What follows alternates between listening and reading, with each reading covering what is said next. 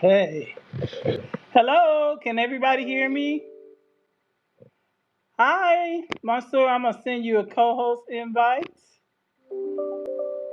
Sent to co-host. If you can hear me, can you raise your hand? Hello, can every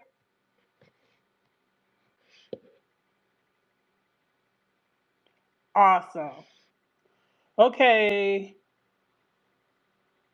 Dr. Kramer, I see you here. I'm gonna add you as one of the speakers.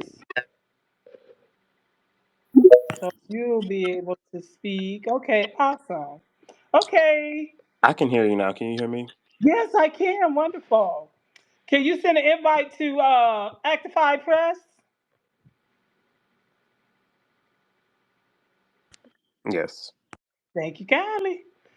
Okay, guys, we're going to give people a little bit of time to get in the room. So if you could just hang tight, that would be super awesome.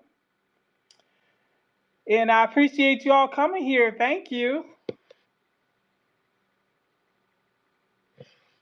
Hi, Dr. Chavez.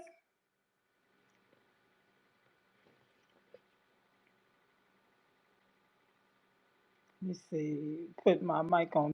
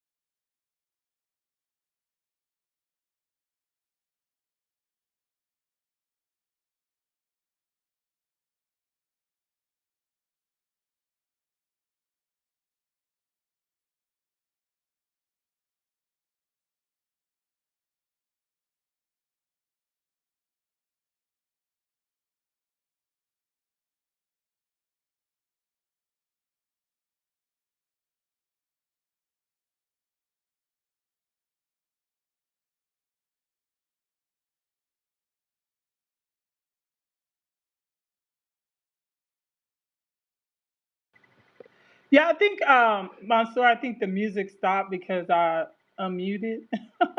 Okay, I see Actify Press. Uh-oh, I hit the wrong button. Okay, let me put that back down. And I want to go to him and make him a co-host. Send co-host. So, oh, yes, but I don't see a link that says join as opposed to set a reminder. Okay, Mansour, can you send an invite to Dr. Darity? Because he's having trouble joining. Hi, Yes. And now. Mansour. Hey Hi. everybody, how y'all doing? I'm gonna be quiet Good. for a minute. I'm on the road. Oh, as per usual. Yeah, as per usual. Yep. Yeah. Well, Monsieur is taking care of sending Dr. Derry an invite because he said he saw the link of a reminder and not to join. So I'm sure we'll get it figured out. Last time I had to make him a co-host for him to be heard. So if that happens, Michael, I'll switch you to speaker. Okay. Yes, ma'am. Okay, thanks so much. Well, you guys, it is time for this is our last Black History Month event. And it really has been such a wonderful opportunity to do what I call non-formal adult education, free and online.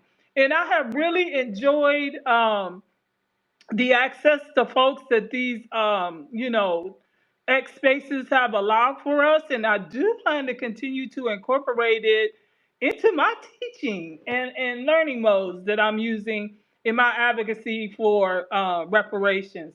And for today's focus, all the authors have been invited to return, but we do want to emphasize the second part of the book.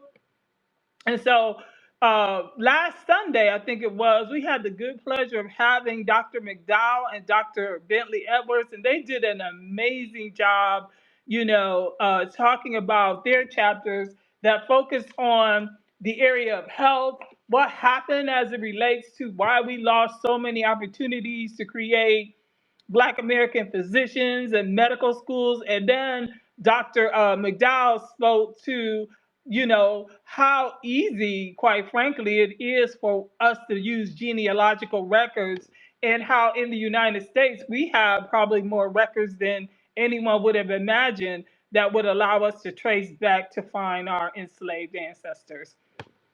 So for today, we have Mansour back. Mansour's grandma recently passed away, and I appreciate him being able to struggle through to come back with us for our last event. And again, thank everybody for being here. And so, with that said, Mansour, is there anything else I need you to cover? I don't think so. I'd also just wanted to second that. I'm glad to be here. Glad to have been a part of this series of conversations with authors and scholars of the Black Reparations Project. I think it's been a great opportunity to be a part of just a platform where adult learning can happen in a way, about a very important topic, about a very important justice claim. And I'm hopeful that all of the information that has been shared and will continue to be shared during this session um, will be useful and will reverberate in spaces of power as well. Sorry for the loss, Mansour. Say that one more time, Actify. Go, yeah, Sorry go for ahead. your loss. Oh, thank you. I appreciate that. I also wanted to mention I did finally figure out how to download the recorded spaces, which is pretty cool. I mean, I have upped my technology skills doing this, and I'm about to put it all on my CV. Oh, there's Dr. Darity. So let me make him a speaker. Okay. I sent him an invite. I don't know what's going on. Okay, invite to speak. Oh yeah, okay. So anyway, if he doesn't get it, then I'll switch him. I'll switch you to speaker, Michael, and then add him to co-host. Does that make Yes, sense? ma'am. Huh? Yes, ma'am. Okay.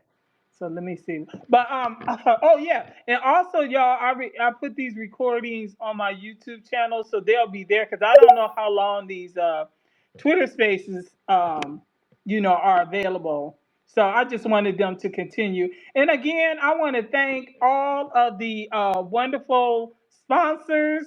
Okay, invited to okay, Dr. Darity. Dr. Darity, I sent you the co-host invite, so hopefully you'll see that again. Okay, he went back down to listener, Michael.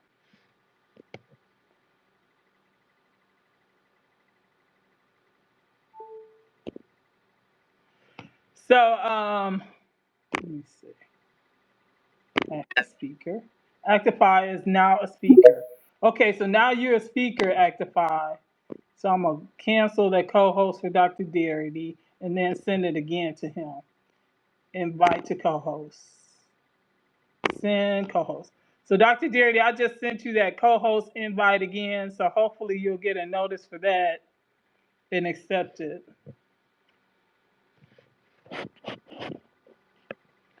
But yeah, with that said, I again want to thank all the editors, all the publishers who, supported our advertising, my colleague and dear friend, Dr. Arturo Chavez, who worked with me in my university and making this a big part of our Black History Month events. And I thank him again for his promotion of the event. But this again is our last one for the month. I can't believe Black History Month is over. But it's been so wonderful being on here. Oh, Dr. Deere, you're a speaker. Okay, cool. It's been so wonderful. Dr. Darity, you can unmute when you want to. It's been so wonderful just reading all the posts and stuff people have had. Have y'all been following those? I've learned so much. And I've really enjoyed it. I think I said last time that after Christmas, Black History Month is my favorite time of year. So that's enough of me blabbering. I'm going to go ahead and go mute and allow Dr. Darity to speak. Uh, Good evening. Can you hear me? Yep, we hear you, Doc. Okay.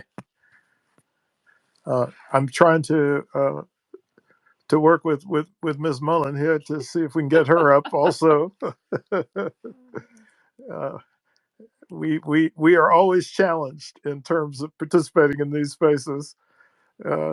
I also I see think that we've gotten better as we've gone along. I also see the OG is listening.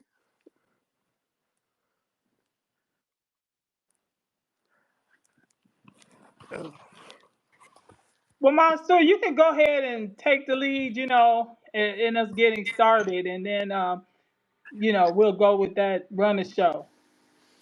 Sure. So, as you had stated, our session today will focus on part two of the book, particularly chapters 8 and Oh, chapter oh, there 10. you are. Okay.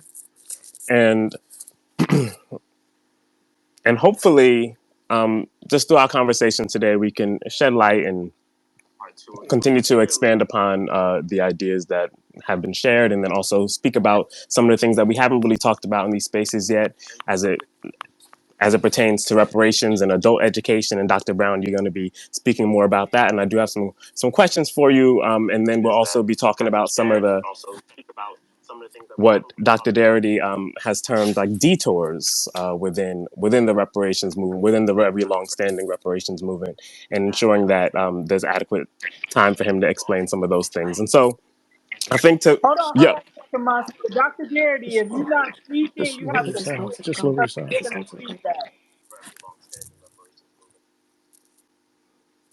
Perfect. Thank you.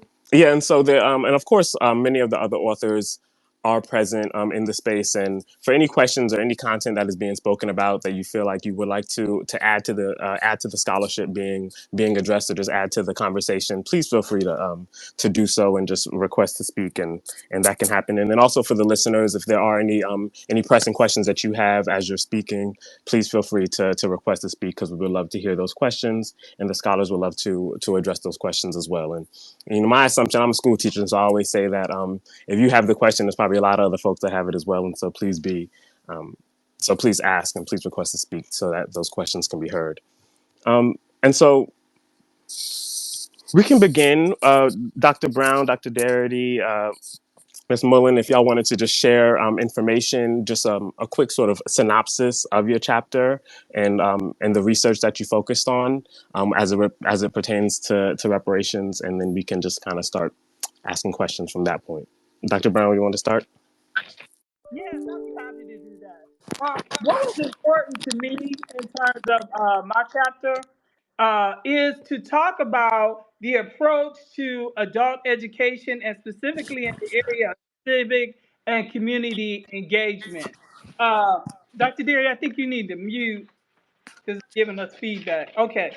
And also how in my field, even though our field was established under the pillars of social justice and being advocates for the unheard and challenging issues of power, there were few scholars in my area that explicitly talked about reparations. And so for me to connect with Dr. Darity and the Reparations Planning Committee, it was right up my alley in terms of what I have done in terms of my professional career. I started off in what was called minority affairs work at the early onset at the university level. And so I did a lot of programs that were designed to recruit and retain and matriculate Black students in higher education. And after doing that for several years, I decided to go back and get my PhD because so many people encouraged me saying I really had a gift for teaching. And so I ended up doing that at the University of Georgia. And then subsequently, through a variety of cycles of work K 12, well, really pre K all the way up to 12. And now, at the university level, I worked at community colleges. And now I'm at the University of the Incarnate Word. But one of the things I discovered as I continued to look at what happened in terms of the detours, and Dr. Derry is going to talk more about the detours, but the detours in terms of the focus on reparative justice, specifically targeted to Black Americans throughout the years. And one of the key areas I remember looking at is the legislation that was created under initially President Kennedy, and after he was assassinated, it came under the authority of President Johnson. And there has always been in our country a resistance to race specific program, particularly as it relates to addressing the needs of the heirs of the emancipated slaves and freedmen. And so one of the legislations that Kennedy worked on was called the Adult Education Act. And so Johnson really tried to downplay its efforts to help serve as a vehicle by which we can increase literacy among African Americans and also job training. And so it was initially marketed as part of these anti-poverty initiatives. Because even though during the early parts of the 60s we saw an increase in economic prosperity in the country, that wasn't being realized among Black American populations. And so this Adult Education Act made the way for a number of programs. One of the ones I worked when I was a new undergraduate was called OICs of America, and that was under the auspices of Jimmy Carter. And again, this is a program that was designed to do retraining, had a lot of men in it, particularly Black men, to retrain them to go into career paths or to gain the competencies through GED completion and literacy so that they can go into vocational and career programs. Over time, that was eliminated.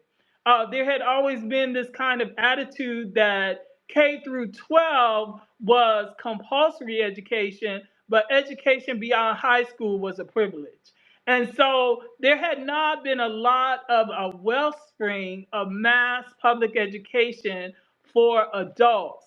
And that's what our association and our work, for those of us who are in the field of education, we really focused on opportunities for lifelong learning. And so there was a lot of advocacy to create that kind of space within adult education, but it has never been as fully funded as you see with K 12 education. And most K 12 education is funded on the state level, but adult education tended to be funded on the federal level. And for good reason, because one of the things that we discovered that a lot of times when you do kind of state level initiatives, you don't get uniformity across all states in terms of the targeted population, the curriculums that get developed, and those persons who have access. So you had a sort of enforcement arm of the federal government to help ensure that these programs were implemented in a uniform way and that resources were kind of distributed uniformly from a federal level. But again, as I had said earlier, it always has influences of politics when you talk about government resources. So even though these programs were designed to provide education for adults and training for adults, everyone, politicians come in and say, hey, what about, providing ESL training and, English as a second language and why does it have to be based on poverty? Why can't we just make the legislation provide resources that for newly arrived immigrants and help them to learn English and to be able to be functional in society? So you saw kind of this pivot of the Adult Education Act, which at that time I think it was under the auspices of the Office of Economic Development, and then it was repurposed and redirected to be under the Office of Education. So you started to kind of see this redirect of its aims to increase ESL and English language learning being a big part of the adult education initiatives. And then also true in the case of affirmative action. They actually wanted to gut it sometime before, but because President Reagan compromised in kind of pivoting affirmative action to more of a diversity initiative, it opened the door for women as a special class to access it, and they were able to preserve the program for a little while when people wanted to eliminate it when they thought it was a program specifically designed to help African Americans gain foothold in economic security. So you started to see this language of meritocracy and all these kind of things happen up until the most recent actions that we saw with the challenging of affirmative action. So affirmative action initially had the force of law and enforcement to make sure that when you were doing hiring and advertising and recruitment, that there were certain metrics that those agencies who were receiving federal dollars had to meet in terms of applicant pools in terms of recruitment, that you had a representation of Black Americans in those pools. And if they were not satisfactory, a lot of times affirmative action officers will make search committees go back and redo their advertising.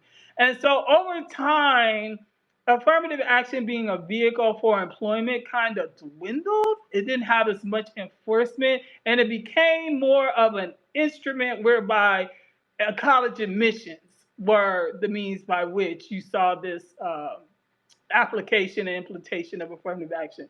And again, we recently saw the Supreme Court ruling because it had come under fire after Bakke, because he made the argument that he was being denied, equal opportunity to medical school.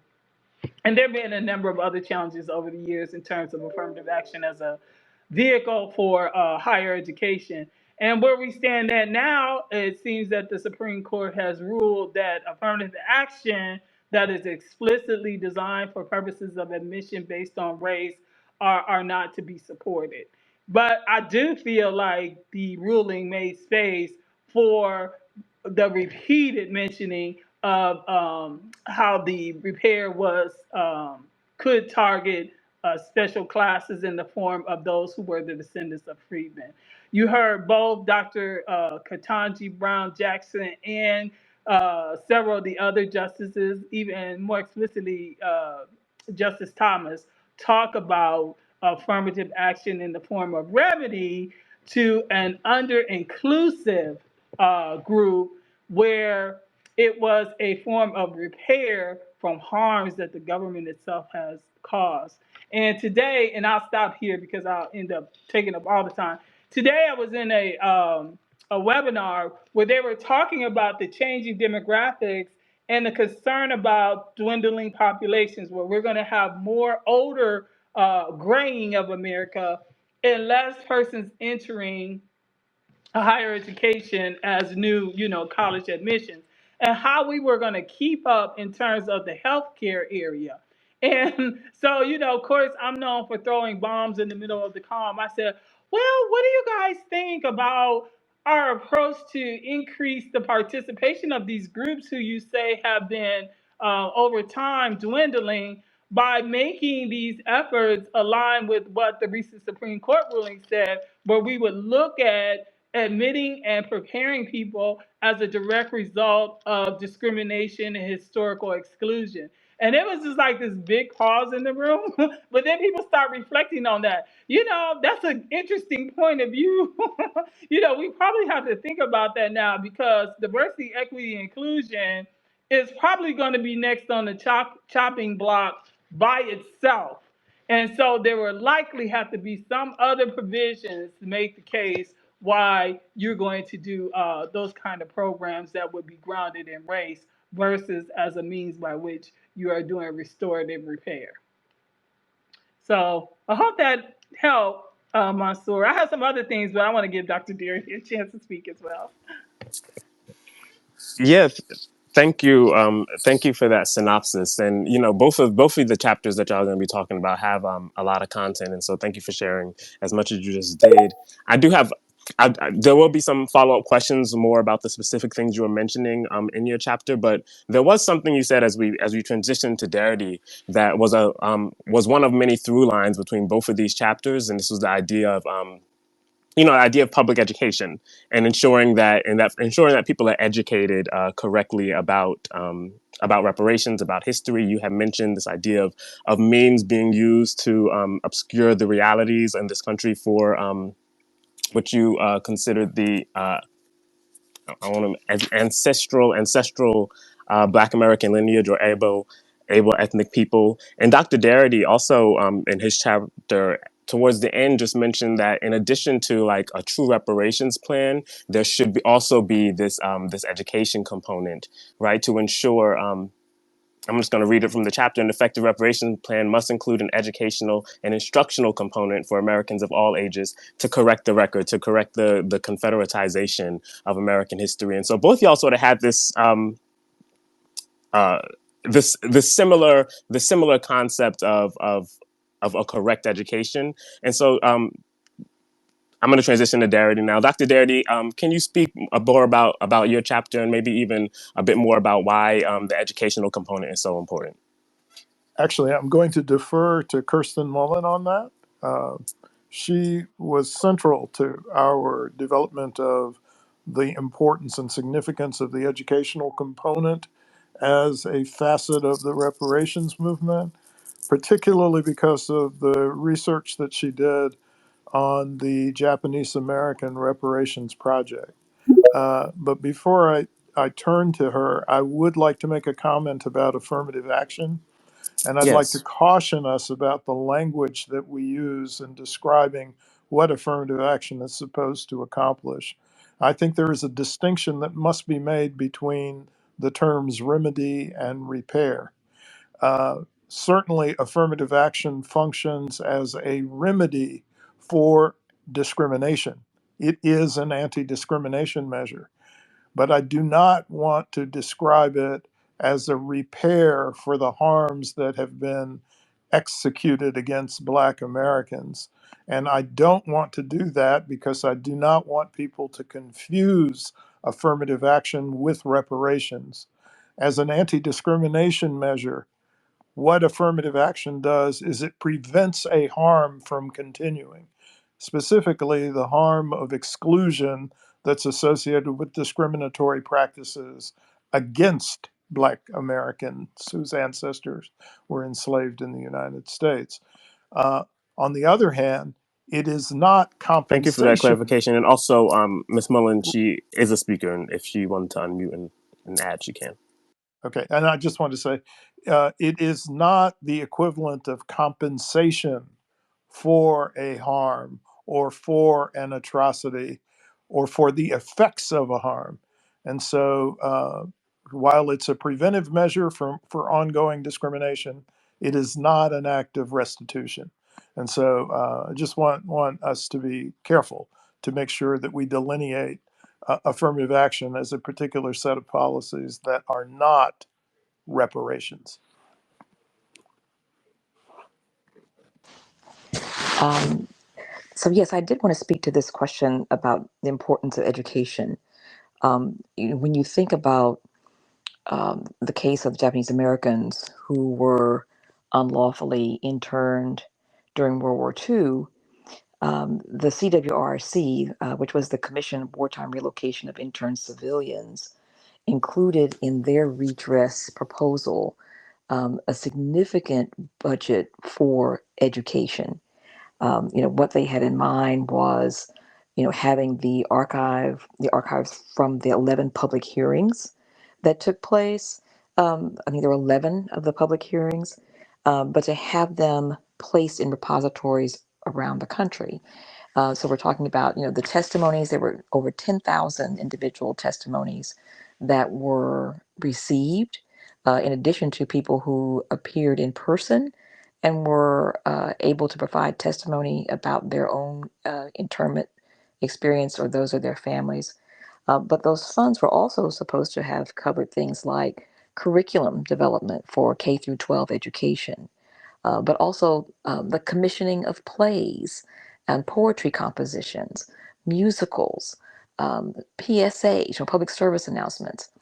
It was an incredibly well thought out, robust plan of education that really would have helped Americans understand what exactly had happened to Japanese Americans, that they were innocent of the charges of, being traitors to the United States, that this was, the whole decision to intern them was, based on a lie, of U.S. politicians. But the budget for that education program was gutted 90%.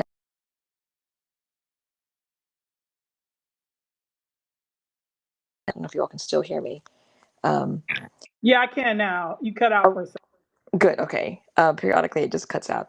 But yes, obviously, the Clinton administration, under the Clinton administration, 90% of that budget for education materials was cut, and as a result, many of us didn't know that Japanese Americans had been interned during World War II, and we didn't know that they had also received reparations, beginning in 1988. So education is really important. There's such a huge push now to alter the receipt of information about our history. I think this is what the critical race theory battles are all about. Now that more of the primary documents that explain and detail all that the United States government has done in our name, all of the ways that the United States government helped white Americans accumulate wealth and Black Americans deaccumulate wealth. As more people are finding out about that, and also the ways that the government, was, often turning a blind eye when Black people were being attacked for, their efforts to exercise their citizenship rights. Excuse me. There are many people who don't want those stories told, and so their objective is to suppress them by any means necessary. Whether that means banning textbooks, whether that means prohibiting certain kinds of conversations to take place in classrooms. This is something I think is really important. The ability to talk about our history, to analyze it, to have these books made available, um, broadly, to have information written at different age levels. Up, as Dr. Brown was talking about, the importance of adult education. We need, textbooks and other materials to be available for adults, but also to be written, for children on their level as well. Yeah, and I want to also piggyback on what both Kirsten and Dr. Darity both said about affirmative action. This is true that the affirmative action programs historically have been an effort to address patterns of race targeted initiatives and anti discrimination. But I certainly wasn't suggesting it as a form of reparation. Quite frankly, I see uh,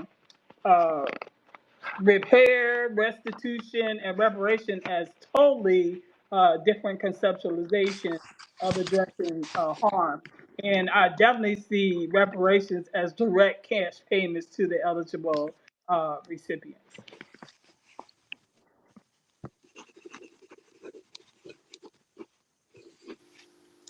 Do you do you want us to talk about our chapter on detours? Yeah, if you could just give a brief synopsis, and then I'm gonna have some questions directed for both Dr. Brown and you all about the content of your chapters. Okay, thank you. Um, it's stunning to us that the conversation has been sustained.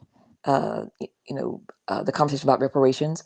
There was, not too long ago, it was, a political football. Certainly elected officials, did not want to be, on record as talking about reparations at all, for it or against it.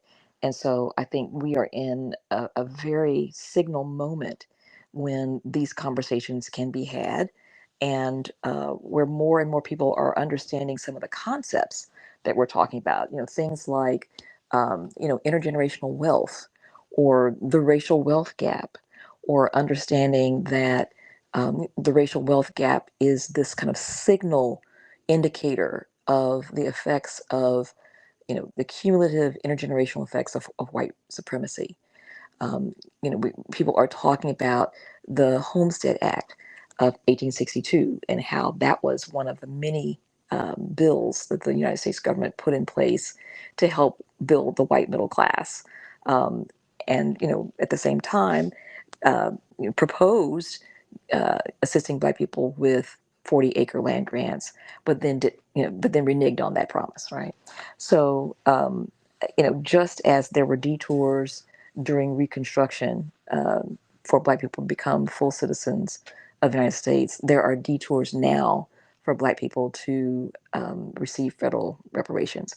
And federal reparations is, we think, the only way to go. Some of the many detours that we're seeing are these local reparations projects that are just popping up like topsy. And the key thing to understand about them is none of them Not a single one of them targets the elimination of the racial wealth gap as a goal. We're talking about an appropriation now of about over $16 trillion, or $480,000 per Black household. There's no city, there's no state in the country that has the capacity to eliminate the racial wealth gap for the Black.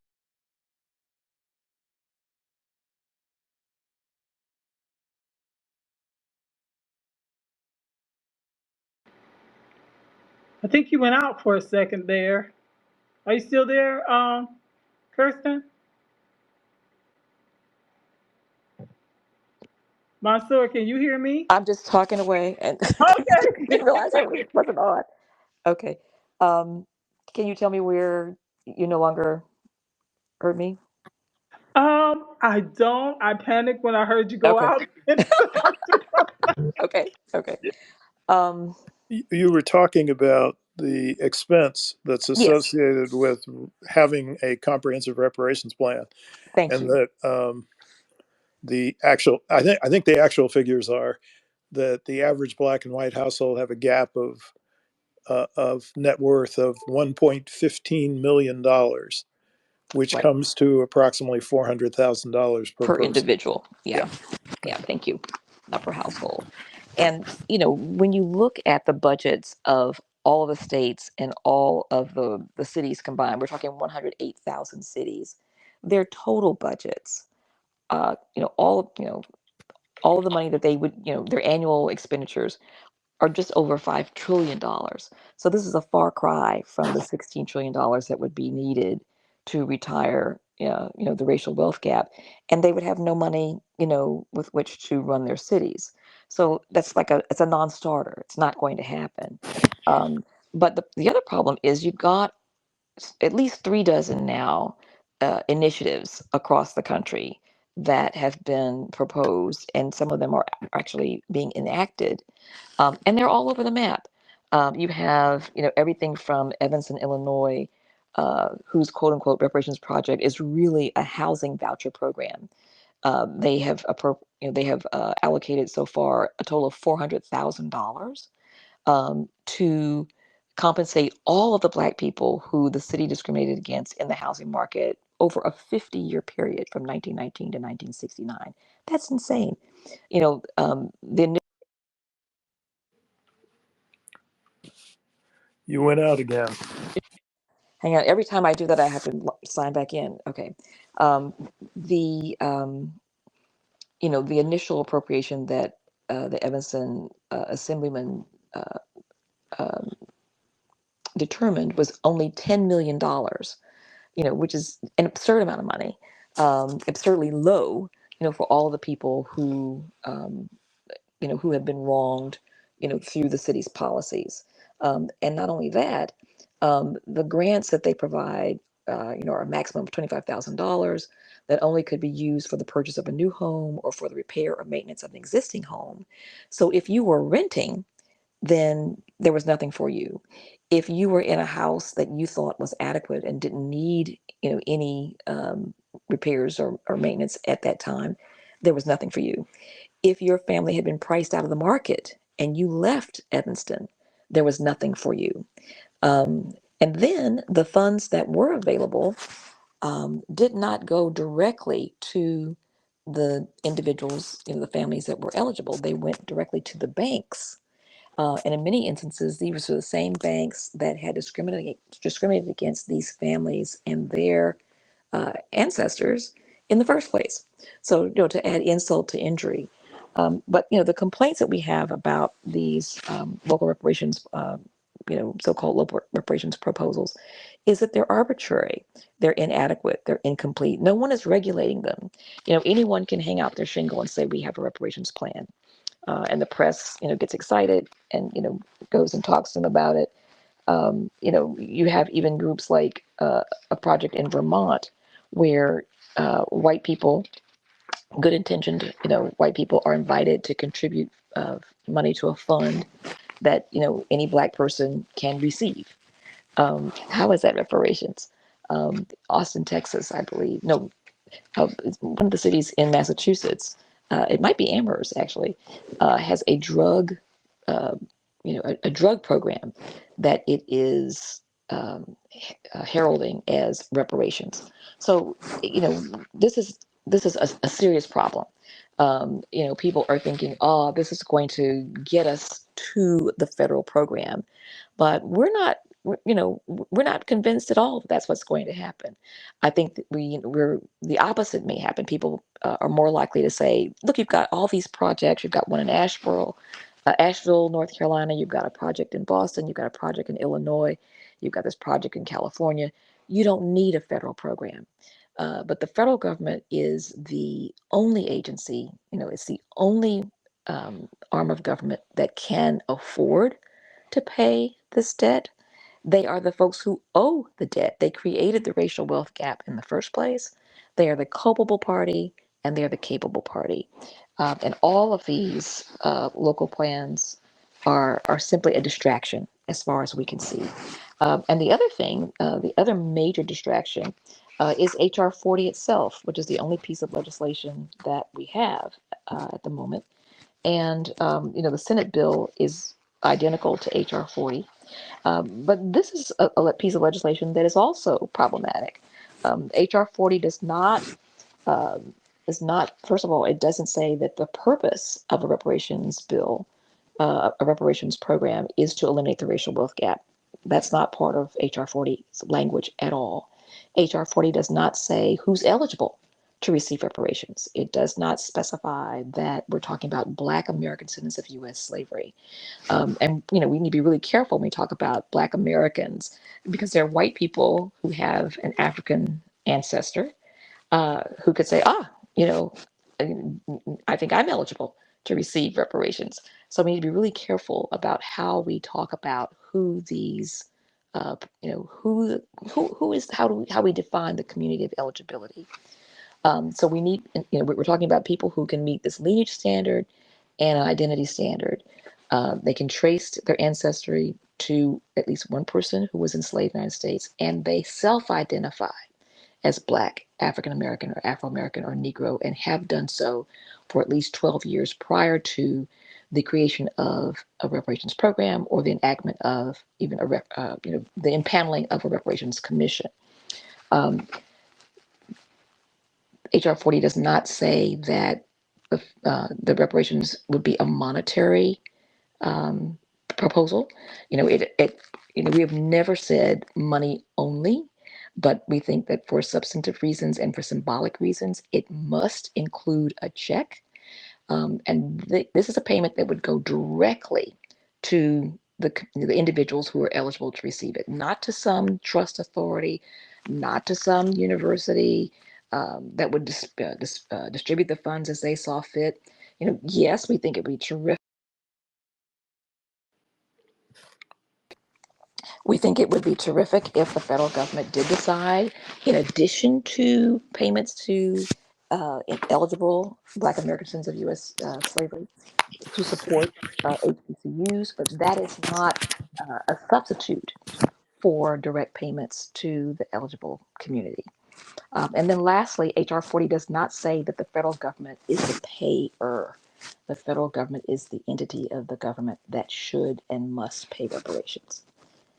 Sandy, do you want to add anything? Well, Just that, I wanted to add something too to what you were saying about Black American, because that holds true for any of these definitions, even if we say African American. And I think our work with the OMB is so important that we give them, some suggestions about how we can create a special designation for these folks who are the descendants of slaves and U.S. freedmen, and also have been impacted because they were Black descendants of these people. In our country, we implemented Black codes. We did not implement, purple codes.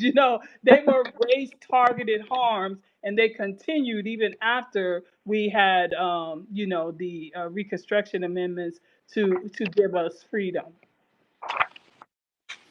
yeah, I think the key thing that I'd like to add is a point that Kirsten and I developed in the context of the local reparations initiative in Washington, D.C. And I think that this is a point that Otis Griffith, in particular, has said is really critical in thinking about this question of local reparations. So, our position is that Washington, D.C. is the one site that is a legitimate location for a local reparations plan. And that's because Washington, D.C. is a federal district. And if the city was to develop a suitable reparations plan, it would make the monetary claim on the federal government. And it would make a monetary claim on the federal government that would involve sufficient funds to eliminate the racial wealth gap for the residents of the district. And this would set a precedent for a comprehensive national program. It's interesting to note that in 1862, the district was the lone site in the United States where a compensated emancipation program was put into place. That is to say, a program where the owners of enslaved people were paid to emancipate their human property. And so uh, and so as a consequence, the district was the first post Civil War site where enslaved people were actually admitted to freedom. So it would be a delicious irony, I think, Kirsten and I've said this together on a number of occasions. It would be a delicious irony if the district was the first site to implement a comprehensive reparations plan as a unit of government that is directly under federal authority. See, let me add too, we have often said that we, support cities and these different reparations commissions taking a stance of both and. If you are going to pursue a series of programs that, for whatever reason, um, are important to your constituents, also, and maybe even foremost, begin your resolutions by saying we support a federal program of reparations, and this is what is missing in a lot of these local reparations programs that we have seen. They're focusing solely on something that's going to benefit a small number of individuals in these towns. But if they would lead with the importance of a federal program and say that they're putting their weight behind that, that would be a tremendous, as Sandy says, a tremendous boost to the reparations movement, and an unprecedented one. Yeah, and that would be rather than giving whatever projects or initiatives they undertake the inflated label of reparations, Yes. because they cannot do reparations at the local and state level. Thank you. I'd like to add that. Well, actually, I want to ask a question.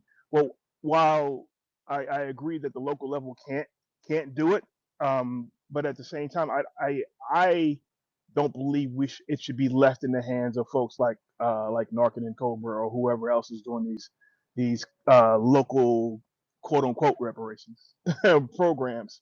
So, what is the tack you think people should take who may be in these local areas trying to steer these things in a semi correct direction, meaning make it lineage based. Don't forestall federal reparations and so on. Yeah, well, I think that one of the things that's critical is to remove the language of reparations from these local and state initiatives. We're pretty open-minded about alternative language. We've suggested on a number of occasions that you could call these commissions racial equity commissions if you so prefer. But I think that the language of reparations has to be removed from what they are doing.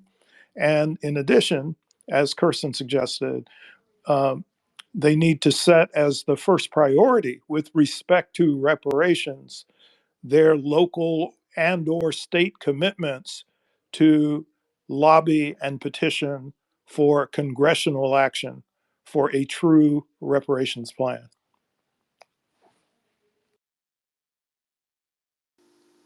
Thank you. Dr. Brown, I do have a quick question for you because you had mentioned the OMB. Just for the record, can you just real briefly just explain how a special designation via the Federal Office of Management and Budget can, how it directly ties to the reparations claim for what you had termed in the book Native Black Americans?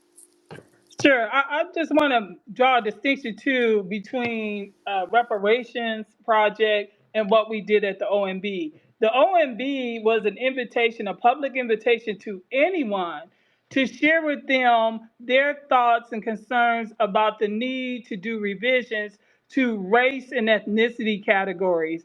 Every 25 years or so, they reevaluate those categories. And the last time I think officially at large, those special statistical, the SPD. Oh, I'm sorry, I can't remember the acronym. I think it was SPD 15, was revised 1997. And so a number of us, many who are in this room, submitted proposals about why it was important to create a unique ethnic and cultural and racial identifier for those of us whose historical experience in America has been unique as descendants of slaves and subsequently U.S. freedmen as a result of the Reconstruction Amendments that abolished slavery, and the special Field Order 15 and its associated application to the freedmen and their subsequent progeny and heirs. And so, in our effort to create that category, most of the motivation, at least on my end, was for us to effectively capture our experience in America. It kind of goes along this idea where people assume this kind of flat blackness. And so, what this allowed us to do is to be in the game because all other groups were approaching the OMB about specific designations to capture any kind of shortcoming of resources to their group, whether it be Afro Latino, whether it be MENA, whether it be certain groups who have identified themselves as having Native American or indigenous ancestry. So I introduced the term that I called ABLE, or Ancestral Black American Lineage. And that particular designation was aimed at capturing us as being specific descendants of those who were enslaved in the United States and whose ancestors trace back to the transatlantic slave trade in most instances, not necessarily all, but certainly those who were subject to government sanctioned and approved slavery and the subsequent atrocities as a direct result of descending from that multi-generational group. I hope that helped. Yeah, thank you. And when you talked about ABLE or ancestral Black American lineage, that sort of goes in line with the conversation we were having earlier, just about eligibility criteria. And Dr. Darity and Ms. Mullen, y'all had talked a lot about the idea of just like what true reparations is, and a key component of that is like having specific eligible recipients, and that's kind of one of the main points you had pointed out against HR 40 is that it doesn't necessarily have this eligibility criteria. I'm interested in knowing more about. Let me Yeah, just insert. In yeah, fact, I think the language that is used throughout HR 40 is African Americans or persons of African descent. And of course, this is deeply problematic because there are a significant number of individuals living as white Americans who could make a legitimate claim that they have African ancestors. And the deepest irony is the white South Africans who migrate to the United States who frequently refer to themselves as African Americans. And also those recent persons who may have immigrated to the United States and have no slave ancestry as a direct result of the experience in the United States. So that's another category of problems for us with such a undefined criteria. When the Japanese Americans were seeking redress, they initially included all Japanese Americans, whether they had been interned or not. And they also included, in that first pass, Japanese people of Japanese descent who were not in the United States when they were rounded up. So these are folks who were in Central and South America, who were forcefully, interned in, basically, concentration camps in the United States. Um, but what they learned, is that they could not, convince members of Congress to accept all of those folks in their petition. And they said, you need to be really specific about, and have, good explanation for why you're including who you include. And, there was a lot of, hand wringing that took place, but, ultimately they decided to jettison these individuals of Japanese descent who were not Americans, and the folks who, um, suffered, insults and threats, and perhaps even bodily harm, but who were not interned. Now, they did decide, eventually, that they would try to, provide some kind of remuneration to, uh, the other people of Japanese descent who had been interned. And in fact, they did receive reparations, but it was a significantly, smaller amount of money than, the Japanese Americans who were interned. There are some efforts afoot today to revisit that decision and to provide additional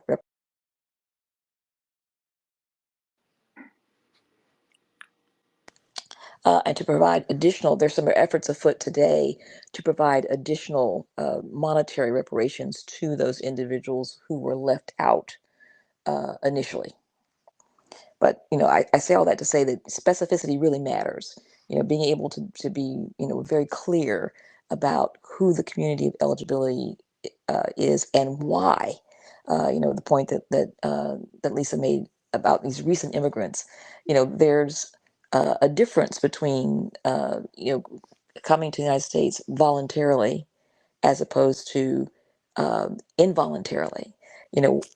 Everyone, all the Black people who are here, whose ancestors, came here, did not come in the belly of a ship. And that's what we're talking about. We're talking about the folks whose ancestors were enslaved in the United States. People like to say, oh, we're a country of immigrants. Well, first of all, this is not true. Native Americans did not immigrate here. They were here first. That was the original sin. Um, but it makes a difference. The circumstances under which you came to the United States really do matter. We're talking about, the descendants of those freedmen, the people who, were freed by the 13th Amendment and by the Civil War. I think it's also important to, um, to recognize that all of these people who came subsequently, after the Civil War, certainly the people who came in the 20th century, you know, many of them, were on record as saying, we came because of what we saw on the ground. I mean, basically, what they were talking about was the world that the slaves made here. And so, Say and I often say, when you migrate to a country, you migrate to its history, and you also migrate to its obligations. And so it would be, to me, what would make a lot of sense is for all of these immigrants from all across the diaspora who are here, who came here for opportunity that would not exist, for them or anyone, were it not for the blood and the sweats, the labors of enslaved Black people. Roll up your sleeves and help Black Americans since U.S. slavery achieve reparations in this country. Thank you for that statement. I think, in general, when I think about, for people who are abreast in conversations about reparations and are, abreast of, what's happening in Congress in regards to reparations on a federal level, I think many people do think about HR 40. And so when I was, in reading the book, the critiques of HR 40 were really interesting to me. And I'm wondering if y'all see that detour, if y'all see the detour of HR 40 as something that can be rerouted.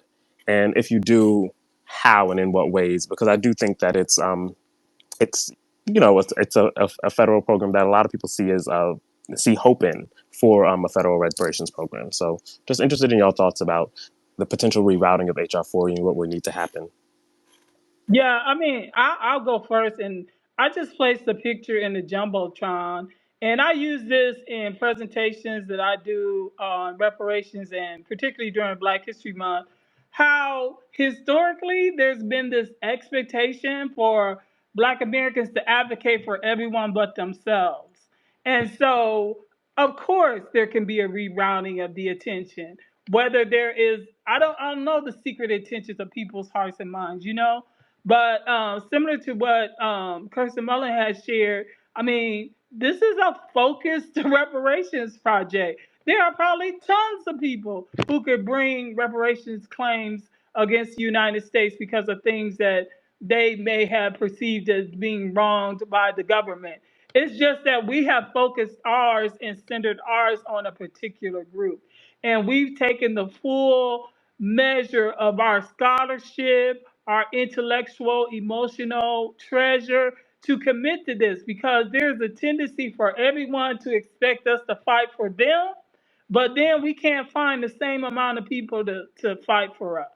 And so, that's what's important to me. That yes, that could happen. Whether it does, I don't know. And I don't really spend a lot of energy on that because I'm just very committed to this particular project.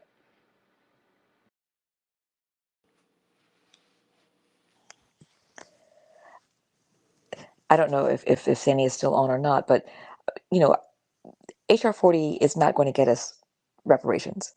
Um, and we're concerned that people who are pushing for President Biden to um, to impanel uh, a commission, that he would probably use the language of HR 40. So, as far as we can see, that legislation is dead in the water, and we need something different. We need to to bring those four pillars. We need to talk about a bill that speaks to the elimination of the racial wealth gap. We need to specify who the community of eligibility are. Individuals who see themselves, live their lives, and legally affirm that they are Black, African American, or Negro. That this is a bill that is going to eliminate the racial wealth gap, and that a big part of that project is going to be money paid to the eligible recipients. It may not all be a check. And the people say, oh, if people receive this huge windfall, the money will disappear and you won't build wealth. Well, you could make some of the money illiquid, or less liquid. It could be in the form of an annuity. It could be a trust fund. You could set it up so that individuals could only spend the interest off of the money. Perhaps you could spread the payments across a 10-year period, hopefully no longer than that. But there are ways that you could, um, you know, affirm that these are going to be direct payments to the individuals who are eligible to receive it, um, but not all at once. And then the federal government should pay. The federal government is the reason why we're having this conversation in the first place. Ours did not have to be a nation that was founded with slavery at its heart. We didn't have to be a slave republic, but we are. And so this is a huge mistake, a terrible moral debt that the federal government owes. Um, and any new piece of legislation should address all of those things. Um, there's also a whole series of structural flaws with HR 40. I don't know if we have time to talk about that or not, but just the way the legislation has been changed over the years. When it was first written, HR 40 provided for 7 commissioners, which is a number that the Japanese American Reparations Commission initially had. Now it has an unwieldy 15 members. 6 of those members can be determined by the director, which is bizarre. The director who would be appointed by the president and vice president, or the chair and the vice chair of the commission itself. A quorum of this 15 is 7 people, not 8, not a majority, not a supermajority, but only 7. It's like, why is this? Um, the in one of the revisions to the bill, the in one of the revisions to the bill, the language was changed so that the commissioners do not have to abide by a piece of legislation called the Federal Advisory Committee Act. And that was one of those pieces of legislation that was created to make sure that commissions of this type operate in daylight, right? That the public is aware of what kinds of actions and deliberations they're making. But this commission, under the revised HR 40, does not have to have public meetings, does not have to make public its agendas, does not have to share or make public its reports, any of the testimonies. It could have all of its meetings in private. And then at the end of their deliberations, they could, if they chose, uh, deliver a more elaborate apology and say, our business is concluded. Um, why was that written into HR 40? These are questions that I think it's really important for the public to be asking. And I think the reason why, so many people are going along with HR 40 is that they assume that they know what it says. We thought we knew what it said 10 years ago. We hadn't read it. We have now spoken to a dozen members of Congress, 8 of whom signed the original legislation, who confided to us that they had not read it. This is grave. You hope that their chiefs of staff read the legislation and that they provided summaries for them. But I can remember in particular one a female elected official, as I was kind of talking, is in a Zoom with a group of people, and I was talking to her about the deficiencies of HR 40, and she says, "Kirsten, how do you know all this?" I said, "It's in the bill." You need to read the bill. And I think once you have, and it's not that long, you can get it on the web. Um, I think people will feel differently about it when they read it and see all of the inadequacies of the bill.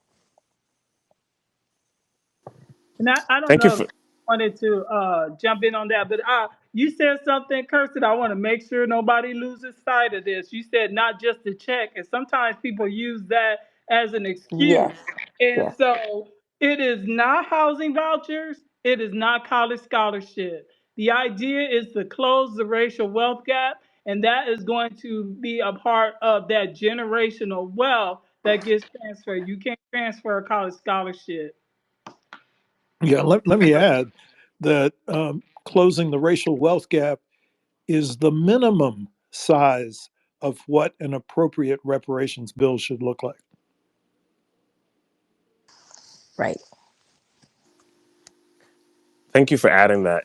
And also, Ms. Mullen, you had used the phrase "dead in the water," and I think it's important. I'm dead in the water, and I think it's important that sort of hard statements like that are said, because I do think that people do oftentimes look towards HR 40 as like a hopeful sort of situation to get reparations passed in this country, um, and yeah, it is deeply flawed and too open ended. Um, Dr. Brown, I wanted to just transition back to your chapter, and actually, Dr. Derrida, y'all had mentioned it in y'all's chapter as well. This growing trend, the trend in which folks, not acknowledgement, but folks are over time becoming more. I'm not sure how to. I don't know why the word is blanking me, but anyway, sort of becoming just more cool with reparations and supportive of reparations for the descendants of the freedmen. And so I'm interested, Dr. Brown, in how we can, based on your research and your scholarship, how in general that trend can be perpetuated, and how folks listening and folks and just in the everyday can help sort of perpetuate and push forward that trend to reach the critical mass that you have mentioned in your chapter. Right. And so it was important to me in my chapter to pay homage to grassroots activists. And I mentioned Darren Seal. I mentioned his criticism of the role that Black Lives Matter played in exerting some of their energy after the murder of Mike Brown. I also offer a critique about Black Lives Matter and how that seemed to uh, take a detour because I remember when they first started, you know, a lot of us were just like really excited. Yes, Black Lives Matter. But over time, you had this, predictable usurping of the message and the messengers. And so I was very clear about that critique. And again, referring to my mule that I put in the Jumbotron, that we deserve to center ourselves and that we need to make sure that we stay focused on what the goal is and not get distracted by efforts for people to kind of derail or latch on and not do the work themselves. And so I think I'm sorry, Monso, I'm not sure if I covered everything. I just thought about that. I also mentioned Ward Connolly because you have different kind of activists, and Ward Connolly was funded in California by some very conservative foundations. You see people like PragerU, who I think engage in what Ms. Mullins had talked about or described as uh, um, just memory campaigns where they kind of retell the stories in an ahistorical way and that we need to be attentive to that. So this platform I certainly saw as an opportunity to reach out to folks. Everybody doesn't have access to congress people like we do or be able to get direct communication to advocate on behalf of these things. But you have some people who need to have quality, sound information so that they can speak persuasively with their family members. Even myself, initially, my family was under the illusion that it was just like giving free money. And they knew nothing about the history of the massacre at Ebenezer Creek and how those 40 acres were granted to our families and then rescinded after the death of Abraham Lincoln and the abolishment of that promise from President Andrew Johnson. And so, a lot of times, when you don't have avenues for proper education, it's difficult to be persuasive. Another story I told in my chapter is about Mr. Rogers. And I grew up with Mr. Rogers, and a lot of us, watch Mr. Rogers' Neighborhood. I always giggle when Eddie Murphy made, that little parody about him on Saturday Night Live. But he went before Congress and talked about the importance of them funding public education by way of PBS.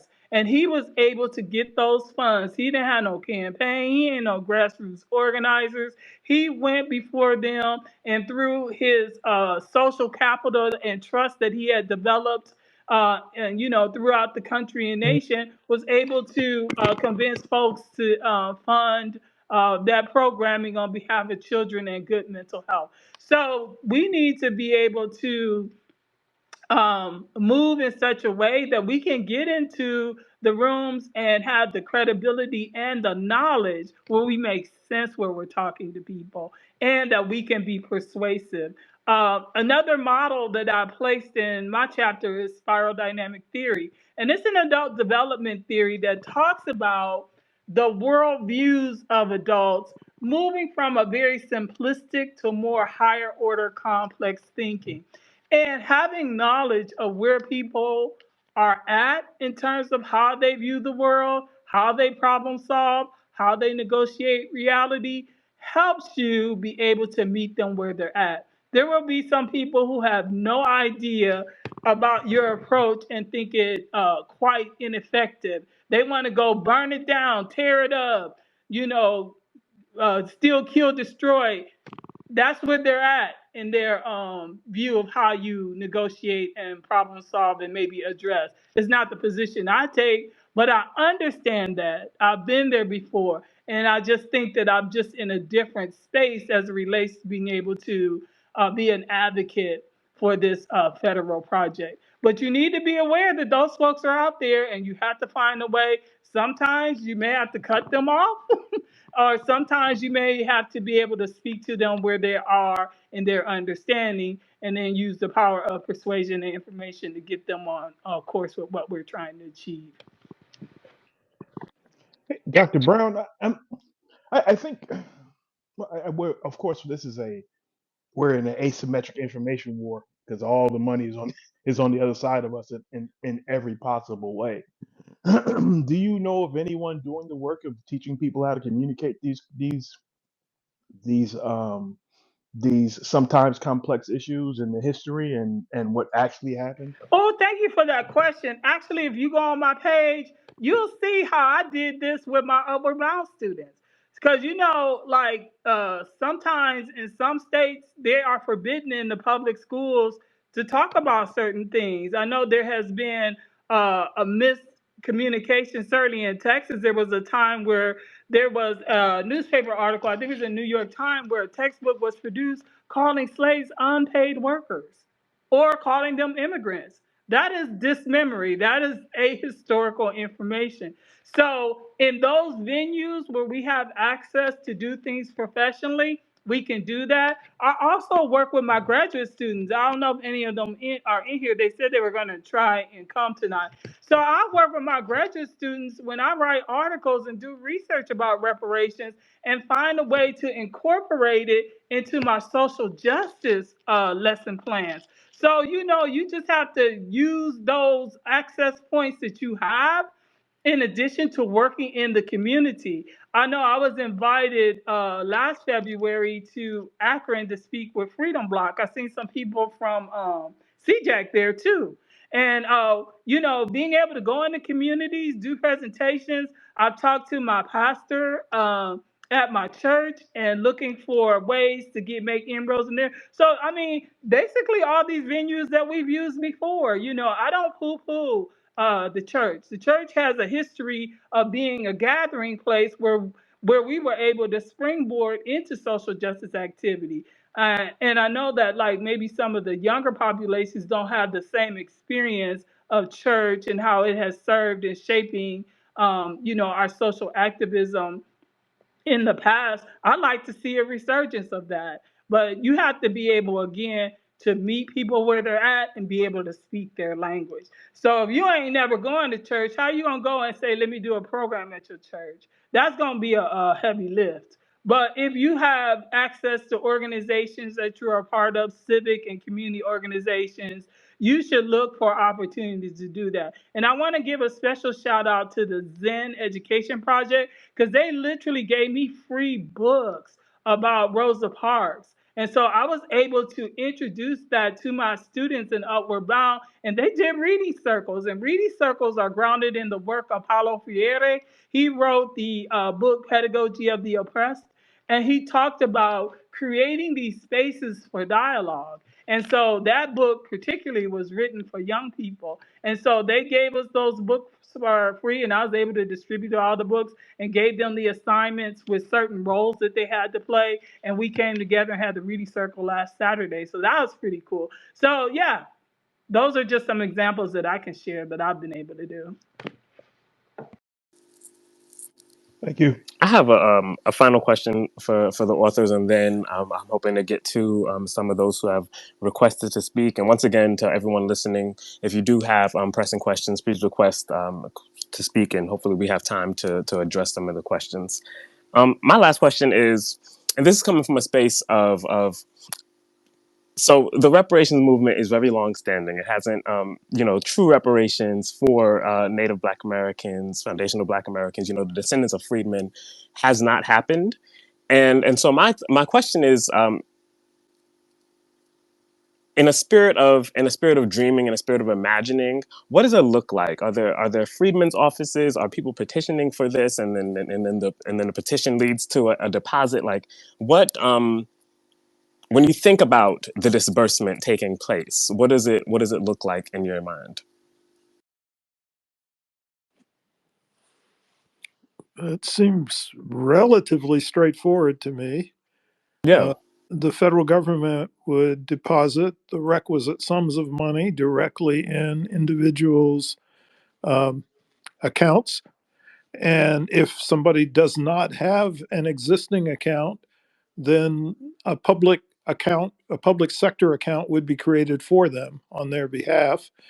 Uh, in the plan that Kirsten and I have worked on for a number of years, we presume that the same sum of money will be given to each eligible recipient.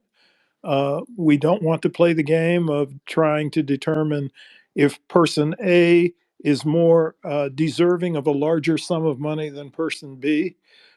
This always becomes a problem when we're talking about communities that have been subjected to atrocities. So, at the present moment, the minimum allocation would be $400,000 per eligible recipient. I'm sorry, I can't hear Dr. Derry. That'll go down. Did I lose you? No, go ahead, No, we Dr. can hear Darity. you. We Oh, couldn't hear you. So you have to drop down and come back. I'll grab you, Michael. okay. So there would be an equivalent sum of money that would be given to each eligible recipient, and it would be essentially deposited into their personal accounts. And then they would have complete discretion over the use of the funds. Uh, Not sure that that's particularly complicated. I think the hard part is getting to a stage at which Congress would adopt legislation to enact a program of that type, which is a program that is merited by Black American descendants of U.S. slavery. Yeah, and I also wanted to, send a shout out to my co-author, Marissa Molina. We just submitted our proceedings paper to the American Association of Adult and Continuing Education, and also an article that was accepted for publication with Dialogues in Social Justice. But I had mentioned the fact that the federal government established the Office of Indian Affairs on March 11th, 1824, which it maintains until this day. However, the Freedmen's Bureau was enacted by Legislative Act in 1865 and 1866, and it was intended to usher in the newly emancipated Black Americans into full citizenship. But it was limited to a mere 7 year administrative run. So today I'm revealing my pie in the sky, if you will. I don't think it's pie in the sky. I think it's reasonable. That we establish a national office of post Reconstruction remediation and reparations justice for the descendants of U.S. freedmen. And under the auspices of this agency, we would continue monitoring these issues of education and informing newcomers to the country about our history such that we don't perpetuate anti-Black hostilities toward us because people are poorly informed about the American history. That sounds a lot like what Kirsten and I propose in the final chapter of From Here to Equality, which is the equivalent of something that we call the National Reparations Bureau. And it would have those types of responsibilities. Well, So, I am happy whatever we and call glad it, that it's the I am right a idea. part of y'all. It's definitely needed. Miss Mullen, was there any point you wanted to add? Yeah, I just think people often will say, "Well, what's the next step?" And you know, saying I will often say, "Well, we're not political strategists," but it does seem that one significant way to raise the level of conversation would be, for an organization to hire a crack shot um, publicity firm that would, uh, you know, paper, paper the nation, get on all the various platforms, X, TikTok, Instagram, and get this message out. Do that educational piece. It's been interesting to us, to interact with any number of organizations that ask this question. What can we do? We want to roll our sleeves up and get busy, but none of them, to my knowledge, has done anything like that. But individuals can lobby and petition Congress, and any group that you belong to can come together and decide that you're going to lobby and petition Congress. You can write a letter, you can start a petition, you can draft a resolution, you could ask the various levels of government uh, that respond to you, that are responsive and responsible to you, to write a resolution. Your city council, your county commissioners, your school board, all of these folks um, can come forth, and they can put pressure on government at every level. Let people know you vote and that this matters to you. And, I think we forget sometimes the power of the pen and the power of, um, you know, email. They do count the submissions that they receive, and look at the pros and cons, and who's advocating for what.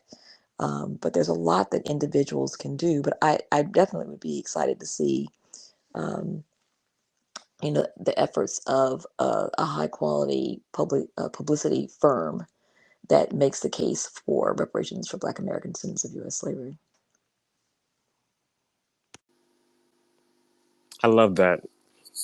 Okay, we're gonna switch over to some of the folks who have requested to speak and ask questions. And I know that the conversation has kind of flowed in different directions, but feel free to ask a question about anything that was brought up. And I just ask that for those who do get the permission to speak and ask their question, that you just maintain brevity, directness, and respect, of course. And so we're gonna start with Julian Steptoe.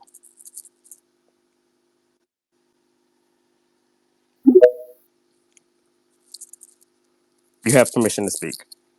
I'm sure. Well, I think you just need to unmute.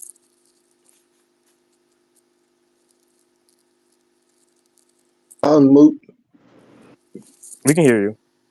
Oh, you can hear me? Yes. Okay.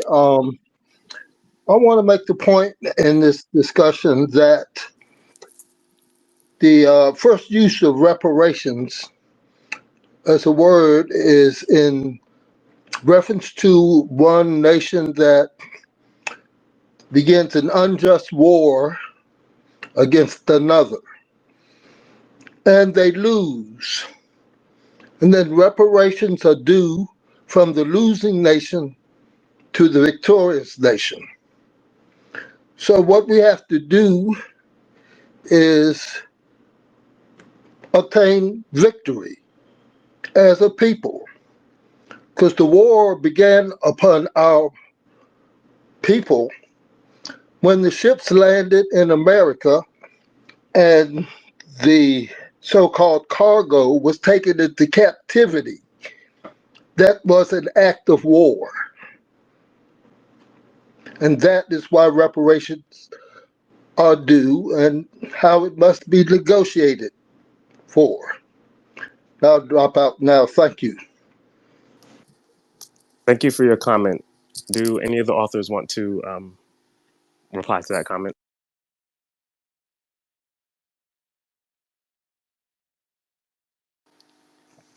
We also have. Oh, was that? Are you speaking, Miss Muller? Well, I guess I want to say that, um, I don't know, this idea that if I understood Mr. Steptoe, he was saying that enslaved people, lost this war, but he also seemed to be saying that the losers pay reparations to the winners. So, but maybe I just misunderstood him. But I believe the federal government is responsible for, um, passing these laws that made slavery legal. It was an immoral decision, and then they allowed it to continue for many, many, many years. And then, as Lisa was saying, even after slavery ended, you had black codes being passed all across the country. And again, the federal government could have stepped in and said no. So the federal government is the one that is responsible. The federal government is the entity that should pay, and it is also, the only governmental entity that can pay a bill of this size. If we are talking about a goal of eliminating the racial wealth gap, then only the federal government can do that. They're the only ones who can, direct the Treasury, direct the Federal Reserve to pay direct payments to the eligible recipients. Yeah, and I wanted to mention too, like there is precedent for the federal government paying the heirs of folks direct monies. Um, Unfortunately, I recently lost my parents, and as part Mm. of Social Security, they sent money to us as their descendants, and it was through the Social Security Administration. There also was a incident where some kind of exposure to environmental harm happened to my grandfather, and there was a court settlement that came to all of us as a result of that. So this idea of giving, direct cash to the direct descendant of those who are harmed is not foreign, especially at a federal level. Well, and there have also been incidences where the federal government um, paid reparations when it was not the culpable party. Um, in the case of the American hostages who were in captivity in Iran, the United States government made the decision eventually, I mean, it took some time to pay reparations to those individuals. They received $10,000 per day of captivity, basically $4.4 million apiece. And they were not the perpetrators of that harm. Similarly, with 9/11, the United States government paid between $4 and $8 million to each of the families or estates of the individuals who were harmed during the attacks of 9/11. And again, the U.S. government was not the culpable party. So, yes, we definitely have the capacity to pay reparations. Um, and, the politics are all over the place. We paid them when we were, as Lisa was saying, her family was, the victims, family members were the victims of environmental harms. Um, and the federal government paid. There are all kinds of examples of the federal government paying reparations. But again, the question of the will and who is going to push, who is going to insist that this happen. When you look at public opinion about the question of monetary reparations for Black people, um, 24 years ago now, 20 years ago, 20 plus years ago, the year 2000, um, only 4% of white Americans supported monetary reparations for Black people. 4%. Um, as recently as last year, though, a survey that was conducted by the University of Massachusetts at Amherst, nearly 30% of white Americans supported reparations, and nearly a majority of white millennials. So the groundswell is broadening. A larger number of white Americans are supporting this movement, and let's be honest. Let's be real clear. You're going to need white people to get behind this. There aren't enough Black people in the population to, if it were put for a vote tomorrow, there aren't enough Black people to push it through. You definitely need to have a broad coalition of people and organizations that are pushing for reparations. But that's why it's so important for us, to get this message out about how are we defining reparations? Are we talking about, um, what are the basic tenets of a reparations program? This is why I think a book like the Black Reparations Project is so important, because it gives you a blueprint. It gives you some steps. It's in language that is, hopefully, moderately accessible. But we need to, you need a full court press, um, to make this happen. It's not something that Black people can do on their own.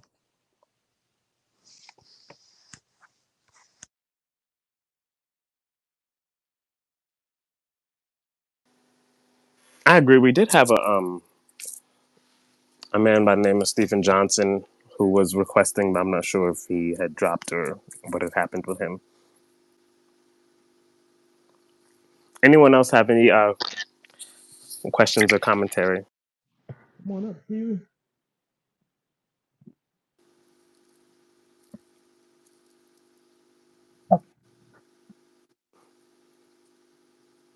I see people requesting. Can you see them, Master? Okay, okay. Yes, I see. Looks like Gary King. Yeah, go ahead. Okay, thank you so much. Great You're welcome. space. And, hello to Miss Dr. Brown and Mr. Darity and all the esteemed panel. So I have a question that kind of leads into a challenge, but, outside of the reparations conversation, as a population and lineage and all of the things that we've discussed here tonight, what would be something we could look at to say, this is our largest pool of wealth that currently exists today in America as a lineage group across the United States of America? Thanks for your question. I know that in the text, black banks has been mentioned in different ways, but I'm gonna let the scholars answer.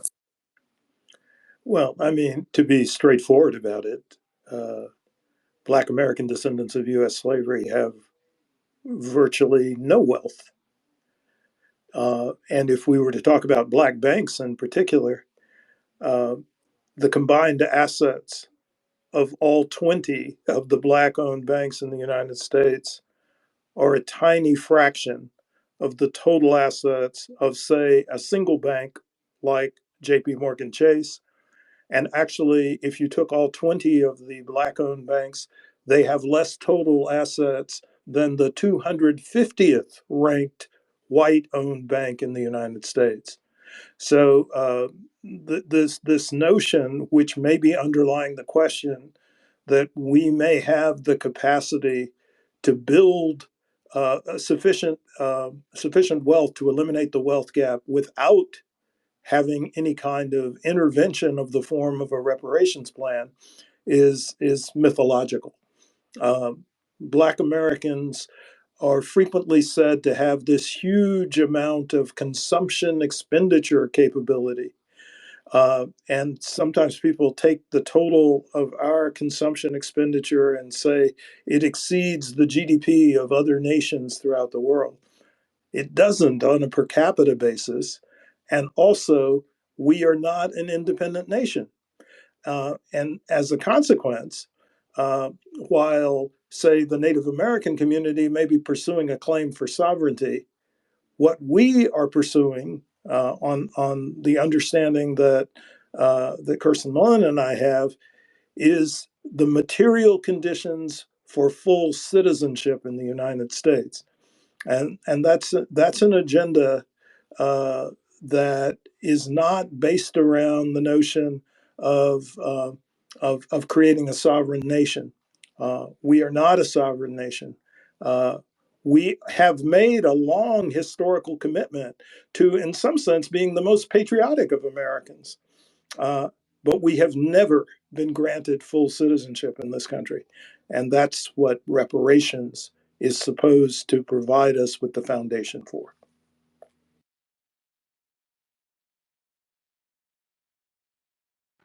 Is it okay if I do a follow up? Yeah, go ahead. And Dr. Brown, did you also want to add something? No, I was just in the amen corner saying amen. Yeah, absolutely. So I agree with everything Mr. Darity said there, and I appreciate the way he took the conversation because it gives me a chance to hit a few points.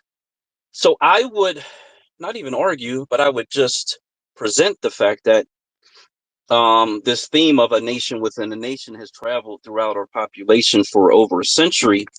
But the reality is that we do have a large collective pool of wealth that we don't control today. We've never controlled it. And in fact, the way things remain and the way things are projected, we will never actually control that pool of wealth. And that is the Black American tax base. That is the taxes at every level of government, in the local economy, county economy, state economy, and even the federal economy. Because to go to the sovereign part in relation to Native Americans, when you control a sovereign entity, which of course is a state in the United States of America, not only do you control the tax base of the state, but you also receive federal funds that come into the state to fund all the programs, the roads, the bridges, the tunnels, and you control the contracting within the state. So, in fact, to become a full citizen of any nation, in my opinion, you have to be able to control a sovereign entity within that nation, whatever the structure of the nation is. And because we are intentionally scattered across the country, we will never control our tax revenue, our tax base in any way, shape, or form ever. And so my challenge, and this is why I wanted to bring back to a challenge, is to have the economists in their time, whenever they get a chance, is to simply calculate what 100 years of Black American taxes, with the nominal interest as it is has existed over the last 100 years without any growth in the population for 100 years. When I did the number, that number is $6 quadrillion of economic activity that over the next 100 years we would never even control at all. And so I think that ultimately, as a people, we do have a really big choice to make. We could choose to remain as integrated, minoritized citizens with no actual power, or we could actually choose to move for power, which is something that has been in our population. The desire has been here for 150 years. And I've spent time documenting the fact that there are movements that travel throughout time that almost every decade since Reconstruction, we've been talking about and trying to build upon the idea of getting control over a state so that then we could wield the power of the state to, in fact, ensure that we are full citizens in the United States. And I'll just end with that. Thank you for those comments, Dr. Zarity. I see you about to speak.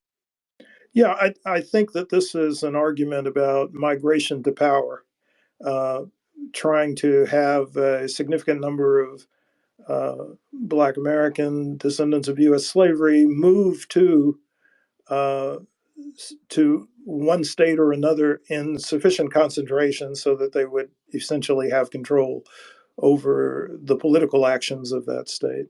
And I've heard people make this argument about return migration to the South. Uh, Ironically, probably the easiest way to gain significant political power in a state is to migrate to the more sparsely populated northwestern states, like a Wyoming or a Montana, where you would have two senatorial representatives under your control, even though you would have a state with a much smaller population than, say, California or New York.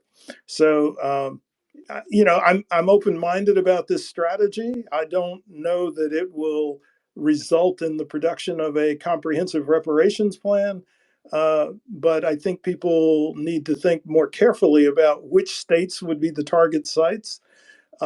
And I'm not convinced that we could have a sufficient mass migration to take control over the southern states collectively, maybe one or two. But we certainly could do that numerically in the northwestern states that are sparsely populated. And I welcome the speaker to pursue this strategy if he so desires. It's not something that I'm capable of working on personally. It looks like he has his hand up. If you wanted to add a final comment, feel free. And then we have Andre Manigault. Yeah, so I thank you so much. I really appreciate the feedback. I haven't been pursuing it for the last 6 years, and I will continue. And the two states, and thanks for saying the South, because we've stopped saying move to the South probably 2 years ago, because of all the points you raised. So we really are hyper focused on Delaware and Mississippi for the Delaware is a sparsely populated state that just got to we're roughly 27%, or sorry, we're about 27% of the population, but we are roughly 200,000 votes from being able to elect statewide governor, senator, and there's currently one U.S. rep, and have significant control over the state house in that state. And Mississippi, in their most recent governor's election, there was a black gentleman who ran for state attorney. He got over 300,000 votes. He was just 200,000 votes away from a win. So those are the two states that we really, really advocate for, because they are the closest. And to your point, in Wyoming, with 600,000 people, where we are 1% of the population, we would probably need just as many people just to get that state, which is a landlocked state, even though they recently said they got all these rare earth metals. Um, that's an interesting dilemma to think about. But I believe our places in the southeastern along the Atlantic coast and the Gulf of Mexico, because that's our natural place to be. That's our natural homeland. But I do really, really appreciate the feedback. Mansour, Dr. Darity and Miss Mullen, I think they had to go. We had them for almost 2 hours. This time really He flies. just no, he just messaged and said that they had gotten bumped off. So perhaps you can just add him back or send the Do you space see them? again. Do you see them? I don't see them. I'll try. Yeah, Okay. just check your messages. But in the meantime, I think that if Andre wanted to propose his question, and then we could uh, maybe close out shortly thereafter. Also, if we Thank could you, give the Mansoor. authors who are here an opportunity to say final words if they Oh want to. yeah, that'll be good. Dr. McDonald saw Dr. Kramer. I don't know if anybody else is here. And Darity says he just needs to be given co-host status. I think he's joined back into the space. Okay, I'll search for him. Okay. Why don't I just wait for him if he's coming right back? What do you think? Well, we know you're gonna take a minute out there. Maybe you should get started. Well, yeah, I was going to bring up the replacement rate. They have a study that came out. They're looking at the CFR. It's one of the metrics that these researchers are looking at, the cumulative fertility rate. And so they're talking about whether or not the U.S. fertility is now below replacement, and how that impacts the struggle for, you know, a comprehensive federal level reparations claims.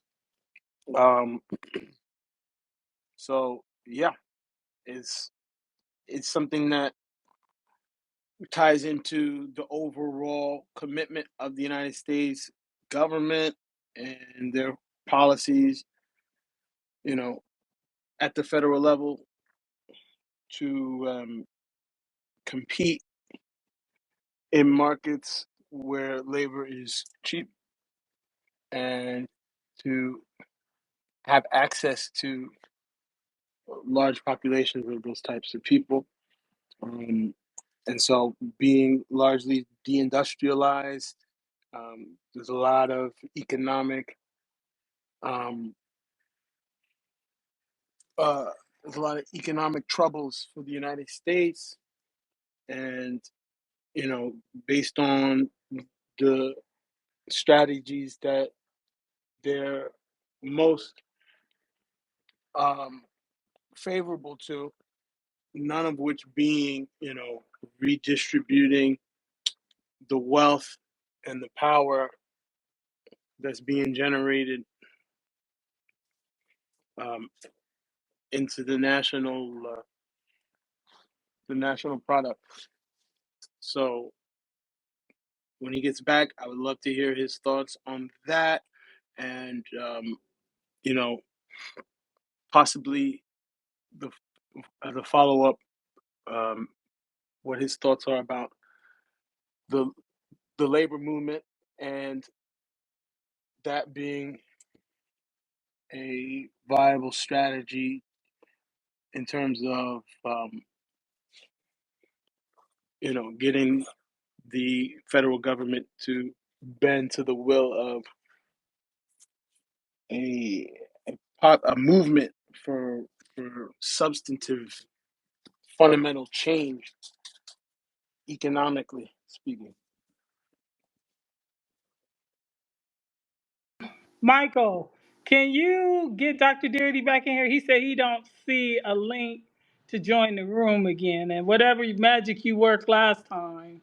All right, I got you. Okay, thank you.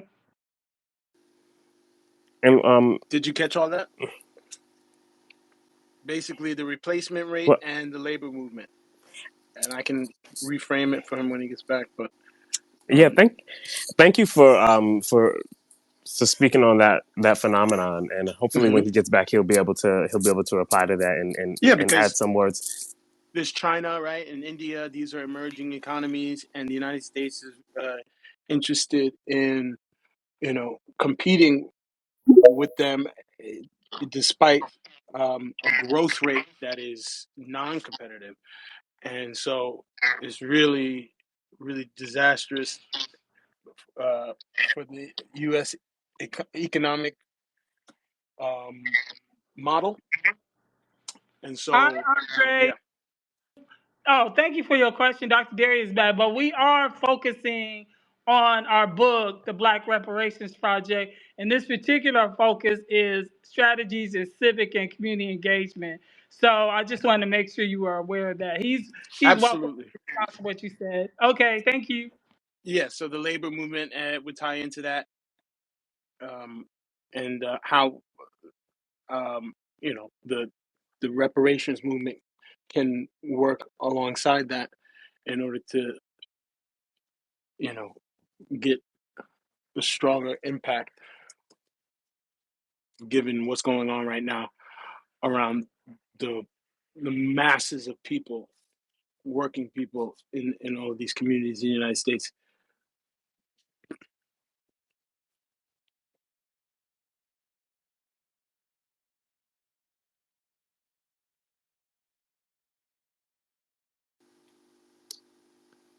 I don't know if Dr. Darity is able to speak or whether or not he needs to be added as a co-host. I think Dr. Yeah, I Brown, you just would have. Oh, okay. co-host invite. Um, and Andre, The correct me if I'm wrong, but you're asking about how the reparations movement and reparations can, in a way, protect Black workers in this modern day. and vice versa, yeah. How the two projects, the two objectives, can fall under the umbrella of economic, like an economic movement, um, to to end things like racism, and address the wealth gap. All of these things that are under the umbrella of the economy, we can address the the the current ongoing labor movement right now is a very important tool that has been used. We've learned from the first U.S. labor movement, when it came to the March on Washington, MLK. So I can bring that stuff up. I'm sure he knows the history, and then also this phenomenon with the financialization, um, in the United States of all of the economic activity. There's what some are describing as an apartheid between debtors and creditors, where everybody is trying to, um, you know, act within the context of this compounding interest from, um, all of um, the lending, all of the financialization of everything, right? From how, when it comes to working people, but even the private sector and all the different sectors. and also in the public sector, whether it's student debt, the car debt, the national debt, all of this debt, and it's kind of subsumed like I said, the economic activity of the United States. China holds a lot of our debt. Um, uh, this kind of financialization policy, um, where Okay. there's just borrowing and everything. That's just something I wanted to talk about in terms of how the monetary aspect with this rapid de-dollarization going on and dumping of the U.S. dollars, Egypt, China, Russia saying that they no longer want to use it in commercial trade. So Fred, thank you Okay. for your question. I think Dr. Deary said he has an exit, so I was hoping he would get a chance to respond because I'm not really sure what your question was, but We can. I think that I think we'll be able Dr. to hear it back, and perhaps he'll Can give you you a response on the back end. yeah, answer debt. It May was I? debt. It was No, you don't have to, Andre. You don't have to there was repeat it, three but points, I think. we'll be able to hear it back, and perhaps Dr. Darity will be able to give you a response to that on the back end. Yeah, but I just want to add my 2 cents to this. I would argue that the labor movement needs to come to us if they want the reparations movement as part of the labor movement. They need to come to us with a plan on how they're going to help us. So I think that's pretty much the end of that discussion, in my opinion, obviously.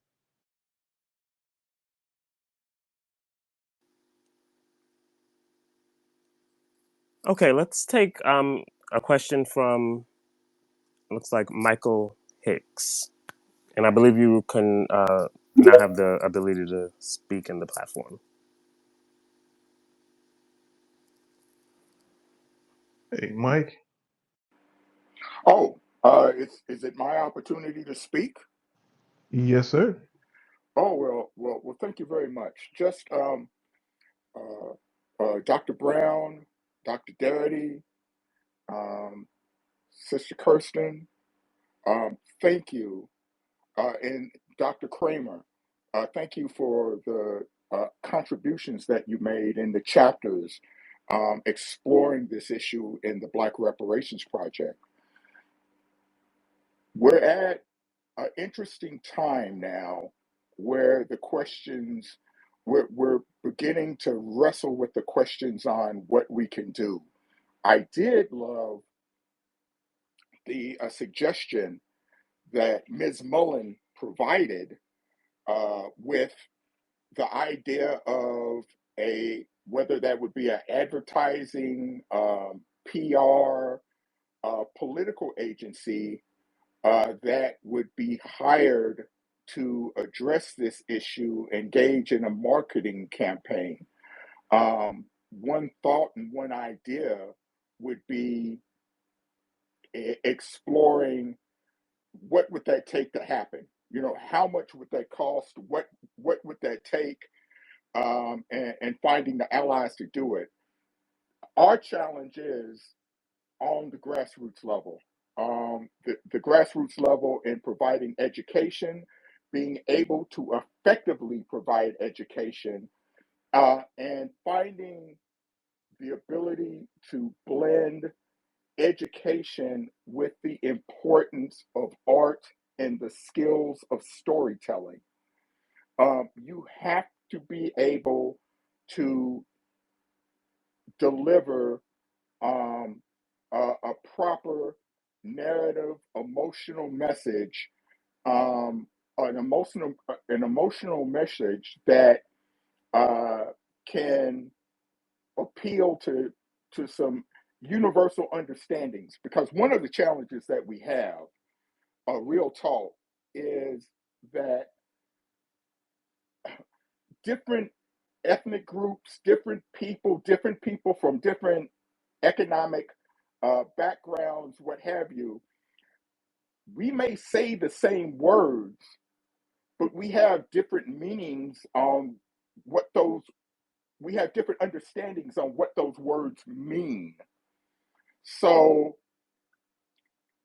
part of the work is clarity, part of the work is effective storytelling, and part of the work is, like wisely using our resources and being able to understand and learn the history of movements, and particularly grassroots movements, and avoiding the pitfalls that human beings and individuals and groups can have um, when we let the issues of ego or pride or fill in the blank get in the way of the bigger picture. And the bigger picture is the $16.7 trillion as of Q3 2023, the wealth gap that Black Americans have with white American families in the country that our ancestors built. I'll leave it alone from there, but I would just offer to say, Dr. Brown, Dr. Kramer, Dr. Garrity, Ms. Mullen, if you have any thoughts on an institutional level, what connections could be made to do a force multiplier with the limited resources that Black Americans have. Thank you. Yeah, I think I just have to repeat what I had said earlier. I move within my space of influence. So, me as a graduate student, assistant professor, I try and incorporate it into my lesson plan, as well as encourage my students to write and publish with me. And then, I'm active in my church and civic organizations. I have a sister who just became a state rep, and I'm always feeding her information Okay. and challenging her on these topics. I'm working with a congressperson in my state. So, these are the kind of moves we have to make. I mean, my Oh, father absolutely. has been a person that say, do more, talk less. And he said, you don't have to tell everything that you're doing. And I kind of use that as the mode in which I kind of operate. Wise words.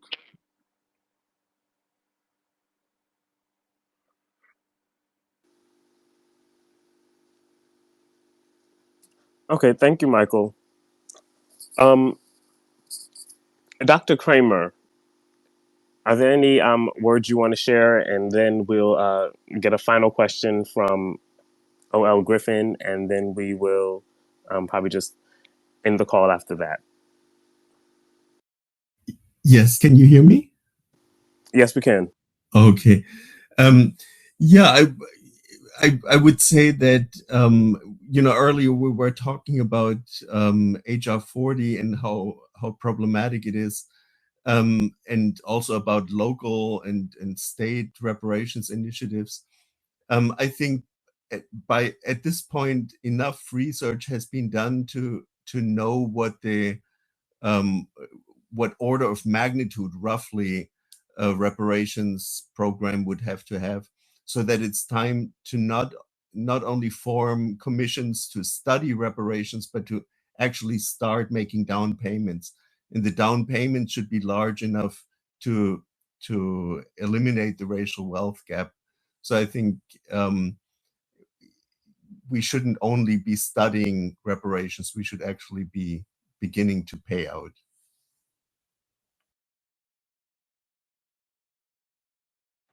I agree with that 100%. I also agree with that, and I was also thinking about that earlier. It's like when do these disbursements begin, and is it a one time? Is it like a one time everybody gets it at the same time, or is it something that just happens with time? But yeah, thank you for making that point, Dr. Kramer, that the time is now. Okay, we're gonna hear a final question from OL Griffin, and you should now have the ability to speak.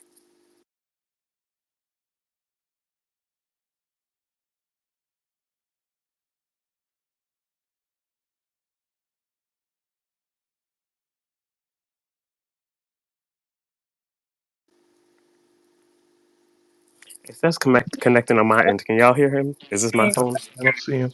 I see it says it's connecting, but the wheel just keeps spinning.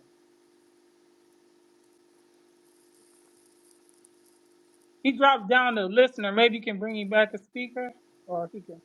Oh, I don't know. Okay. I invited. I invited to speak. If we can get it happening in the next 10 seconds, then great. But if not, I think we should just I'd like to add something to what Dr. Kramer said real quick. This is going to be yeah. Go ahead. short. As far as a study is concerned, it can be done by an executive order. Studies are done always, but all the time by executive order. It's still obviously the payments and the system has to go through Congress, but let's not let anybody off the hook. It can be done. The study can be done by an executive order, stroke of a pen. That's all. I Right. think I'm kind of with the school of thought. We don't studied enough. You got enough information. Let's do Oh, this I now. agree. I agree. Yeah. Also, I just wanted to thank you too, Michael, and you and my sir have just been heavenly. I avoided any porn in my jumbotron. I'm really excited about that. That's that is unique. Yeah, and I appreciate all of y'all's effort in staying through because people don't even know the coordination that had to take place to get all these folks together. And I really want to say thank you for all you've done to make this Black History one of my favorites. Mansoor did most of the work. He's so funny, Michael. And I also wanted to say thanks to you, Dr. Brown, and Michael for being, of course, wonderful co-host. It was a great experience getting to know you and working with you through this. But also, Dr. Brown, thank you for pulling folks together, pulling scholars together to engage in these conversations over this platform. This is my first time being in these spaces on Twitter, and I think it's a great platform for continued adult learning and adult education. And I'm glad that you had the vision and the stick to itiveness to make it happen. And so, thank you. Okay, well, I see y'all in these X Spaces streets, everybody. Thank you for coming. Have a good evening. Bye. Good night, everyone. Thank you Good so night. much. Good night.